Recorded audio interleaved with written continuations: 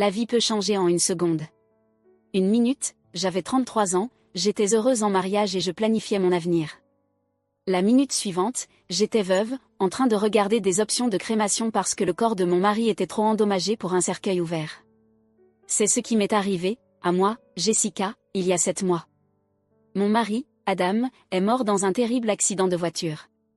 Depuis, je me noie dans la tristesse, essayant de comprendre comment vivre cette nouvelle vie douloureuse. Les premières semaines ressemblaient à un rêve. J'étais occupée par l'organisation des funérailles, recevant d'innombrables appels et passant des nuits sans sommeil. Si mes parents n'avaient pas pris en charge la plupart des préparatifs, je ne sais pas comment j'aurais pu gérer tout cela. Jessica, ma chérie, nous avons tout arrangé avec le salon funéraire, m'a dit doucement ma mère, d'une voix plus tendre que je ne l'avais jamais entendue. Concentre-toi juste sur toi en ce moment. Un groupe de soutien pour les personnes ayant perdu un être cher est devenu mon refuge. Chaque vendredi soir, je m'asseyais en cercle avec d'autres qui comprenaient la douleur profonde qui pesait sur ma poitrine. Et certains jours sont plus difficiles que d'autres, ai-je dit lors d'une réunion, d'une voix à peine audible. Parfois, je me réveille et j'oublie qu'il est parti, juste pour une seconde. Rachel, qui avait perdu son mari 3 ans plus tôt, a doucement pris ma main. C'est normal, ma chérie. Le deuil vient par vagues, a-t-elle dit avec bienveillance. Avec le temps, j'ai dû faire face à d'autres choses. Adam avait veillé à ce que je sois à l'abri financièrement. Nous avions une maison en banlieue, un appartement en ville et une bonne somme d'argent à la banque. J'aurais pu quitter mon emploi dans l'agence de marketing, mais l'idée de rester seule à la maison toute la journée me terrifiait. J'ai donc choisi de travailler à temps partiel, juste assez pour me garder occupée. La plus grande surprise a été le changement dans ma relation avec mes parents. En grandissant, j'avais toujours eu l'impression qu'ils s'intéressaient plus à ma petite sœur, Laura. Ils ne rataient jamais ses spectacles de danse ou ses pièces de théâtre à l'école, tandis que mes bonnes notes n'obtenaient à peine qu'un « bien joué ». Mais après la mort d'Adam, quelque chose a changé entre nous. J'ai proposé d'aider mes parents en leur envoyant 3 000 $ par mois. Je n'y ai même pas réfléchi à 2 fois. Nos dîners hebdomadaires chez eux sont devenus un moment que j'attendais avec impatience. Maman préparait son célèbre rôti, papa servait du vin, et nous parlions de tout et de rien. Pour la première fois de ma vie, j'avais l'impression qu'ils me prêtaient vraiment attention. Jessica, raconte-nous un peu plus sur ce nouveau projet sur lequel tu travailles, demandait papa, montrant enfin de l'intérêt pour mon travail. La campagne marketing se déroule bien, répondais-je, appréciant ce sentiment d'être enfin vue. Mon patron pense qu'elle pourrait attirer quelques nouveaux clients. Mais tout a changé le soir où ma sœur Laura est venue dîner. Elle est entrée, enceinte de 8 mois, et comme toujours, toute l'attention de la pièce s'est tournée vers elle. Laura vivait dans un petit appartement de l'autre côté de la ville. Je ne l'avais pas vue depuis les funérailles d'Adam. Laura, ma chérie, assieds-toi ici, s'est empressée de dire maman en la rejoignant et en me poussant doucement sur le côté pour faire de la place à sa fille préférée. Tu as besoin d'un autre coussin? Tes pieds sont gonflés? Et juste comme ça, j'ai disparu en arrière-plan. C'était comme si j'étais redevenue invisible. Toute leur attention était tournée vers Laura et sa grossesse. Ce vieux sentiment d'être ignoré est revenu, et il a fait mal. Je pensais avoir tourné la page, mais cette douleur est revenue si rapidement. Alors, qui est le père, ai-je demandé pendant le dîner, essayant de faire partie de la conversation. Tu lui as annoncé la nouvelle? Le visage de Laura a changé. Elle avait l'air agacée. Ça ne regarde que moi, a-t-elle répliqué sèchement en jouant avec la nourriture dans son assiette. Je n'ai pas besoin de raconter ma vie à tout le monde. Maman l'a immédiatement défendue. Jessica, ne pose pas de questions. Ta sœur n'a pas à se justifier auprès de qui que ce soit. Je n'ai pas pu m'empêcher de remarquer à quel point c'était différent de la façon dont il me traitait quand j'essayais d'avoir un bébé à travers des traitements de fertilité. Il posait sans cesse des questions, me donnait des conseils que je ne demandais pas et voulait constamment des mises à jour. Mais avec Laura, il respectait sa vie privée sans même y réfléchir à 2 fois. Plus tard, lors d'un autre dîner, j'ai relancé le sujet. Mais comment vas-tu tout gérer toute seule? Un bébé, ça coûte cher. Laura a haussé la main comme si ce n'était rien. Ce sourire suffisant habituel est apparu sur son visage. Ne t'inquiète pas pour moi ou pour mon bébé. Nous n'aurons besoin de rien de personne, a-t-elle répondu avec assurance. Je gère tout parfaitement. J'aurais dû faire plus attention à ce sourire.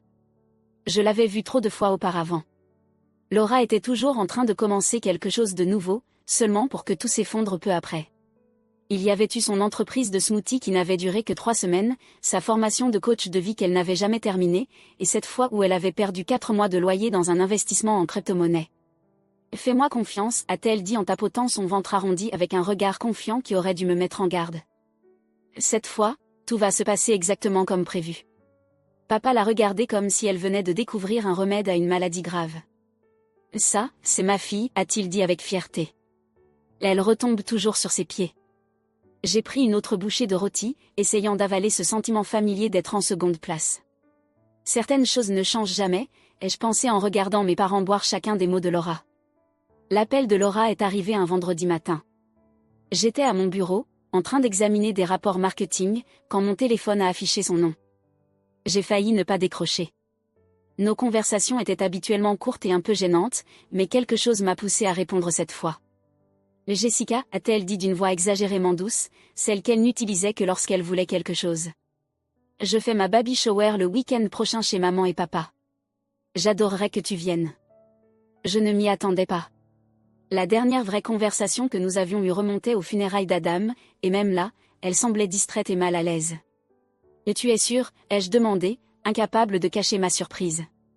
Je pouvais compter sur une main le nombre de fois où Laura m'avait invité à quelque chose. Bien sûr, a-t-elle répondu en riant, bien que son rire ne sonnait pas naturel. Et tu es ma seule sœur. Ce ne serait pas pareil sans toi. En plus, j'ai prévu quelque chose de spécial. Quelque chose dans sa voix m'a noué l'estomac, mais j'ai repoussé cette sensation. Je serai là, ai-je répondu, pensant déjà à des idées de cadeaux. Peut-être que c'était sa façon de réparer les choses entre nous. Le dimanche suivant, je suis arrivée chez mes parents avec 2 cadeaux joliment emballés, un babyphone sophistiqué et une couverture pour bébé faite à la main. Même si Laura et moi n'étions pas toujours sur la même longueur d'onde, ce bébé restait mon futur neveu ou ma future nièce. La maison ressemblait à une explosion de couleurs pastel, des ballons roses et bleus partout, des banderoles accrochées à chaque mur, et au centre de la pièce trônait un immense gâteau de couche, décoré comme s'il appartenait à une réception chic. Faire de cet événement un spectacle grandiose, c'était bien du Laura tout craché. La moitié de la ville semblait être présente. Tante Caroline discutait avec ses filles, les amis de bridge de maman avaient envahi le canapé, et l'ancienne colocataire de fac de Laura gloussait près du bol de punch en évoquant de vieux souvenirs. « C'est l'heure des jeux », annonça Laura en traversant la foule dans une magnifique robe de maternité qui devait coûter plus cher que mon loyer mensuel. Elle était superbe, mais quelque chose dans son sourire me mettait mal à l'aise. Ses yeux cherchaient les miens à travers la pièce, soutenant mon regard un peu trop longtemps. Nous avons joué au jeu classique des baby showers, deviner la taille de son ventre avec une ficelle, choisir une date pour l'accouchement, et ce jeu ridicule avec des barres de chocolat fondues dans des couches. J'ai fini par gagner le jeu du tour de ventre, et Laura n'a pas eu l'air de l'apprécier. Pendant toute la fête, elle me lançait des regards étranges, comme si elle attendait quelque chose. Puis est venu le moment d'ouvrir les cadeaux. Elle exagérait chaque réaction, s'extasiant sur chaque petit vêtement et gadget pour bébé. Puis elle est arrivée à mon cadeau. Elle souleva la couverture et caressa doucement le motif du bout des doigts. Après un moment, elle tapa son verre pour attirer l'attention. La pièce devint silencieuse. Mon cœur s'est mis à battre plus vite, sans que je sache pourquoi. L'air était devenu lourd, comme si quelque chose d'important allait se produire. J'avais du mal à respirer. Je veux remercier tout le monde d'être venu aujourd'hui, commença Laura, une main posée sur son ventre rond. Mais il y a quelque chose d'autre que je dois dire. Je pense qu'il est temps que tout le monde sache qui est le père de mon bébé. Mon cœur s'est emballé. Laura a plongé son regard dans le mien, et à cet instant, j'ai su. Avant même qu'elle ne prononce les mots, je l'avais compris. Mais savoir ne rendait pas la douleur moins vive. Le père, déclara-t-elle d'une voix forte, emplissant la pièce d'un silence tendu, c'est Adam Chastain. Le défunt mari de Jessica. Le monde autour de moi s'est mis à basculer. À travers le bourdonnement assourdissant dans mes oreilles, j'entendais encore les murmures choqués. Tante Caroline porta une main à sa bouche, horrifiée. Les anciennes amies de fac de Laura se regroupèrent, échangeant des messes basses rapides. Mais ce qui me blessa le plus, ce fut de voir l'expression calme sur le visage de mes parents. Ils n'étaient pas surpris. Ils savaient déjà. Avant que je ne puisse comprendre ce qui était en train de se passer, Laura continua à parler, fière, en se tournant vers moi. Puisque ce bébé est l'unique enfant d'Adam, j'ai droit à la moitié de tout ce qu'il a laissé derrière lui. Cela signifie la maison, l'appartement, l'argent. Mon enfant mérite l'héritage de son père. Tout s'est mis à tourner. Je me suis agrippée au dossier d'une chaise pour ne pas tomber. Puis mon père et ma mère se sont avancés et se sont placés de chaque côté de Laura, comme s'ils la protégeaient. « Et Jessica, dit mon père d'un ton sérieux. Tu dois faire ce qui est juste. Ton neveu mérite ce qui lui revient. » D'une voix rauque et sèche, je réussis enfin à parler. « Vous mentez. Vous mentez tous. Adam n'aurait jamais fait ça. » Le sourire de Laura changea. Il devint froid et cruel. Elle sortit son téléphone. « Alors comment expliques-tu ça ?» Elle brandit l'écran devant moi, et mon monde s'écroula une fois de plus. Là, sous mes yeux, Adam et Laura dans les bras l'un de l'autre, s'embrassant dans ce qui ressemblait à une chambre d'hôtel. Une autre photo les montrait se tenant la main dans un restaurant que je ne reconnaissais pas. « Il m'aimait, déclara Laura, assez fort pour que tout le monde l'entende. Il allait te quitter pour moi. Nous avions prévu de l'annoncer à tout le monde. » Puis elle s'arrêta. Ses yeux se remplirent de larmes qui roulèrent sur ses joues. Mais ensuite, l'accident est arrivé, et tous nos projets ont disparu. Je ne pouvais plus respirer. Je ne pouvais plus penser. Mon corps bougea tout seul. J'attrapai mon sac, bousculai la foule de convives médusés et me précipitai vers ma voiture. J'entendis ma mère m'appeler, mais j'étais déjà en train de reculer dans l'allée. Le trajet du retour fut un brouillard. Mon esprit rejouait ces photos encore et encore, essayant de donner un sens à tout ça. Les photos au restaurant devaient être pendant ces dîners d'affaires dont Adam me parlait toujours. L'hôtel, probablement un des voyages qu'il disait être pour le travail. Mon téléphone se mit à vibrer dès que je franchis le seuil de ma maison. Laura m'envoyait message après message. Des dizaines d'entre eux. C'étaient des captures d'écran de ses conversations avec Adam. Je ne l'aime plus. Ça fait longtemps que je ne l'aime plus. On leur dira après le divorce. Et tu es la seule que je veux. J'ai hâte que nous commencions notre vie ensemble. Un message après l'autre apparaissait sur mon écran. Et chacun était une nouvelle entaille dans mon cœur. Les dates sur les messages montraient que leur conversation remontait à des mois. Tout ce temps, pendant que je traversais des traitements de fertilité douloureux, pensant que j'étais la raison pour laquelle nous ne pouvions pas avoir d'enfants, mon mari et ma sœur planifiaient une nouvelle vie sans moi. Cette nuit-là, je ne pouvais pas rester en place. Je marchais dans ma maison, touchant les affaires d'Adam, regardant les photos sur les murs, me demandant si quelque chose avait été réel. Toute notre vie ensemble avait-elle été un mensonge ? À 6 heures précises, le téléphone sonna à nouveau. C'étaient mes parents. Je laissais sonner quelques fois avant de décrocher. « Jessica, tu dois être raisonnable à ce sujet, » dit mon père, sans même prendre la peine de me saluer. « Plus tôt tu accepteras de donner à Laura sa part de l'héritage, plus ce sera facile pour tout le monde. » Sa voix froide et assurée me mit en colère. Facile pour qui ? Pour Laura. Pour eux. Pour nous tous, ajouta ma mère. Je réalisais qu'ils avaient mis l'appel en haut-parleur. Et tu ne veux pas que ça devienne compliqué, ma chérie. Les mots sortirent difficilement. Depuis quand êtes-vous au courant pour eux ? Silence. Une pause qui en disait plus que des mots. Finalement, maman parla. Nous le savons depuis un moment. Adam nous l'a dit environ 7 mois avant l'accident. Ces paroles me frappèrent comme un coup de poing. 7 mois. Il savait depuis 7 mois. Et pendant tout ce temps, il m'avait laissé pleurer à l'enterrement d'Adam, feignant de me réconforter. Il continuait de prendre l'argent que je leur envoyais chaque mois, alors qu'il savait ce qu'Adam et Laura avaient fait. Traître. Le mot résonnait, froid et définitif. Vous tous, chuchotai-je avant de raccrocher et de bloquer leur numéro. Mes mains tremblaient en ouvrant mon application bancaire, mais je n'hésitais pas une seconde. Je stoppais le paiement mensuel que je leur envoyais. S'ils avaient besoin d'argent, ils pouvaient aller demander à leur précieuse Laura. 3 semaines passèrent, remplies d'appels manqués et de messages non lus. Puis, je reçus un email de Laura. Elle disait qu'elle me poursuivrait en justice si je ne lui donnais pas la moitié de tout ce qu'Adam avait laissé derrière lui. Elle utilisait le mot volontairement, mais cela ressemblait plutôt à une menace. Je ne pouvais pas me résoudre à répondre. Je ne pouvais même pas penser à la trahison d'Adam ni au nombre de personnes qui avaient dû les voir ensemble pendant que je restais dans l'ignorance. Au travail, les choses s'aggravèrent aussi. Les murmures commencèrent. Certains collègues me lançaient des regards pleins de pitié, d'autres essayaient de cacher leur sourire. Je pouvais sentir qu'ils parlaient de moi dans mon dos. Puis Larry, mon patron et l'un des seuls vrais amis qu'il me restait, me convoqua dans son bureau. Je craquais en plein milieu d'une réunion avec un client. Larry me regarda avec bienveillance et dit : Prends du temps pour toi. Payé ou non, c'est comme tu veux. Ton poste t'attendra quand tu seras prête à revenir. Je hochai la tête, reconnaissante, et je rassemblai mes affaires ce jour-là même. Les semaines suivantes se ressemblèrent toutes. Je sortais à peine de chez moi. Je me faisais livrer mes courses, je n'ouvrais pas la porte lorsqu'on sonnait, et je passais des heures à regarder de vieilles photos, essayant de voir quels signes j'avais manqué. Chaque souvenir heureux semblait désormais faux. Chaque moment de mon mariage était détruit par la vérité. Adam avait mené une double vie avec ma propre sœur. Puis je l'appris par Facebook. Laura avait donné naissance à un petit garçon. Sur la photo, elle souriait depuis son lit d'hôpital. Nos parents se tenaient à ses côtés, regardant fièrement leur nouveau petit-fils. Le bébé était enveloppé dans une couverture crème, celle que j'avais faite pour sa baby shower. C'était une gifle en plein visage.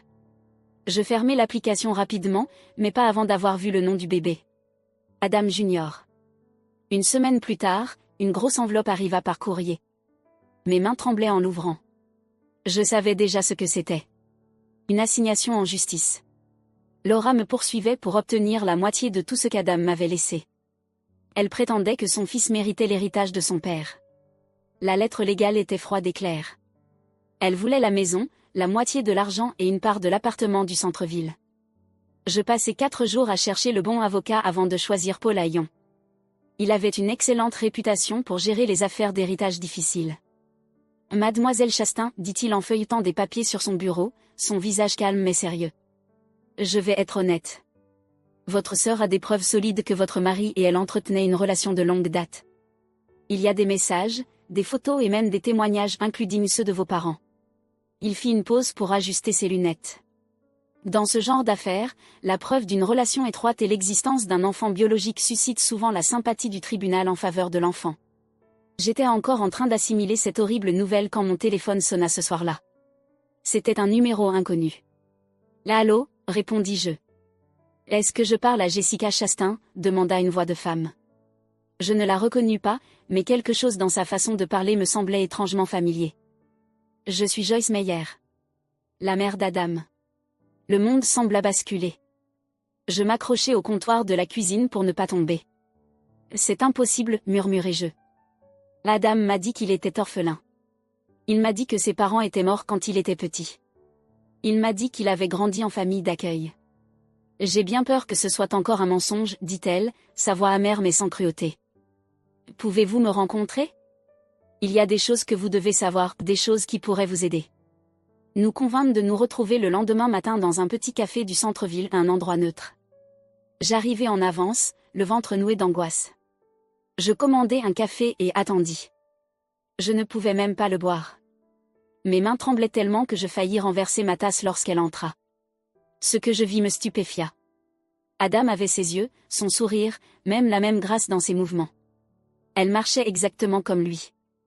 J'étais aux funérailles, dit-elle après que nous nous soyons installés dans une cabine tranquille, loin de toute oreille indiscrète. J'étais assise au dernier rang, vêtue d'une robe noire et d'un voile. Je n'ai pas pu.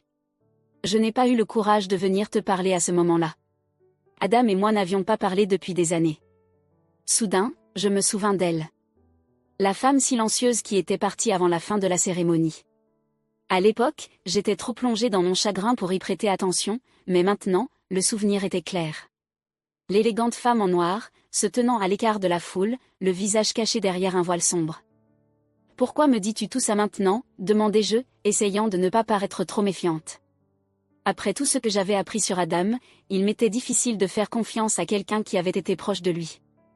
Joyce sortit une enveloppe usée de son sac. Les bords étaient pliés, comme si elle l'avait porté sur elle depuis un moment.